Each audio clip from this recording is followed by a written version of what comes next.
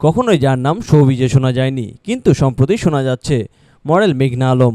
Saudi রাষ্ট্রদূতের সাথে বাগদান হয় 4 মাসের পরিচয়ে। পরে প্রতারণার অভিযোগ করেন সৌদি রাষ্ট্রদূত বাংলাদেশ সরকারের কাছে।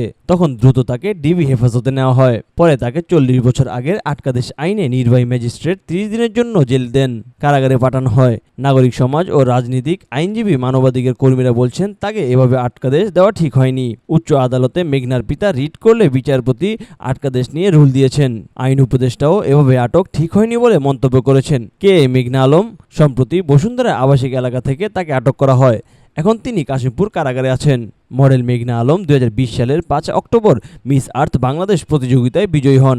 পরিবেশ বান্ধব উদ্যোগ ও নারীদের উদ্যোক্তা হিসেবে গড়ে তোলার জন্য তিনি আলোচনায় আসেন। প্লাস্টিক রিসাইক্লিং করে নতুন পণ্য তৈরি করে বিক্রয়ের মাধ্যমে স্বাবলম্বী করার চেষ্টা ছিল তার কাজের মূল লক্ষ্য। এই প্রতিযোগিতায় জয়ী হওয়ার মাধ্যমে তিনি শুধু সৌন্দর্যের নয়, সচেতনতার বার্তাও ছড়িয়েছিলেন।